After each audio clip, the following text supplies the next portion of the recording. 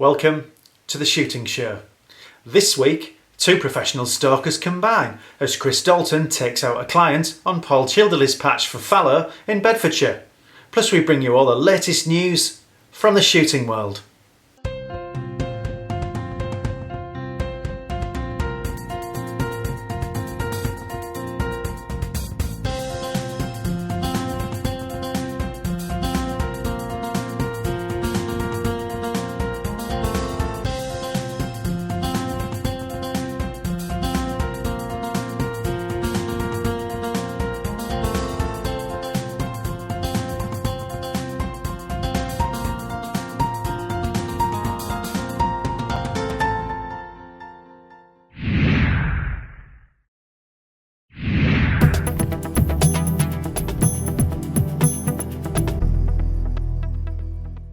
Okay, this week we filmed down in Bedford. I go down every year in February. It's a bit of an annual jaunt. Paul Chedgzoy, a good friend of mine, probably some of the best Chinese water deer stalking in the country, but a lot of his the estates he's involved with the big game shoots, particularly one down south of him.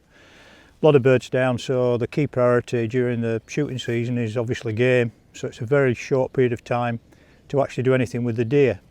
Same on Paul's place, plus the short season for the Chinese water deer. Some of the places we were stalking, some of the seats the boys were sat in, you were on a flight path and you've got aircraft coming over your head on final approach, so it's really quite strange stalking in an environment like that. Didn't bother the deer one iota, clearly they're totally used to it. So we've kind of gone down every year now with guys that are my regulars, fairly handy, know the way around a rifle. And occasionally it gives me the opportunity to do DSC level 2, give the chance for people to experience shooting deer that they've not sort of experienced before or shot before. So build up their 6 species of UK deer. This year I had Paul Chedgzoy down with me. Elmer will be revealed in a bit when you see his stalking technique. It's a nickname that will now stick with him for life, a bit like Elmer Fudd. But I was doing his level 2 basically, so it's an ideal chance to get some level 2 work done because there's quite a few deer to shoot. We have quite a big cull to achieve, so it's useful to get hands on and he can just sort of get him through his level 2. So hopefully you can see what we were up to. With Chris behind the camera, Paul or Elmer forges ahead. We take it slowly, methodically glassing every ride and gap in the trees. An early attempt ended with a missed shot, so now we're being doubly careful. The reason for Paul's nickname, as you'll probably see on some of the stalking footage, is he's got this kind of unusual technique where he kind of steps like Elmer Fudd with this big kind of strange stride, this stealthy kind of gait he's got, and he's a good stalker actually, to be fair to him, but the nickname kind of stuck and I'm sure that will stay with him. While Chris is busy coming up with nicknames, Paul's coming up with the goods. He's got a fallow in his sights. We don't get it on camera, but with a clean shot, it's straight down. With that distinctive style, Paul soon heads in to recover and inspect the shot deer. A field gralloch is soon complete, in line with current standards. By now the evening light is beginning to fade, but we're not done yet. Chancing our luck in the last half an hour of shooting light, we stalk into another group of fallow. We struggle to get them on camera in the low light, but the excellent optics of the Swarovski scope gives us a precious few minutes in which to take a shot.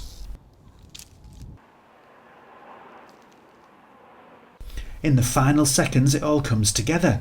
With 2 suitable deer presenting broadside, Paul picks his target, and luckily Chris picks the right one to film.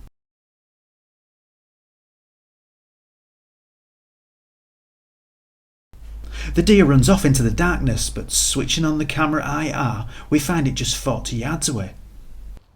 A happy Paul heads in to retrieve his second carcass of the evening. There's that notorious gait again. As usual with fallow, they were moving very, very late, so there literally was at the last death when a group came out, which we managed to get into, and Paul subsequently shot one off. You can just about see that, but we really were at the limit of the light actually, as you can see. So effectively that completed his level 2, so that was him done and happy. Paul's a good shot. He does a lot of shooting with a rifle, not necessarily a massively experienced stalker, but does a lot of fox work and a lot of work at home, rimfire, etc. So he's a good shot with a rifle. he had a miss on a fallow, which when we subsequently went to check the rifle, and bear in mind we'd shot successfully prior to that, couldn't understand what went wrong, and he was kind of a bit cross with himself. But when we went back and looked at the rifle, one of the mounts on the scope had worked loose. It can happen. I've left that in the footage because look, this happens. There's two types of stoker in this world. There's those that have never missed, liars, and there's those that have. We've all missed. If you stalk long enough, you're going to miss deer, but it should be a very rare event, as I've said many times before. What I do is I drop any trophies the guys have shot into my taxidermist Paul, who's in Rotherham, so I can kind of come past. So basically I picked up and collected the trophies from last year's jaunt. Very, very nice muntjac, which is platinum, which Steve shot first morning out. And also a couple of very good Chinese water deer gold medals, so Paul's done a good job of those. So the guys were also collecting those from last year, and it'll be the same process this year. So the trophies that we've shot this year will be prepared and collected next year.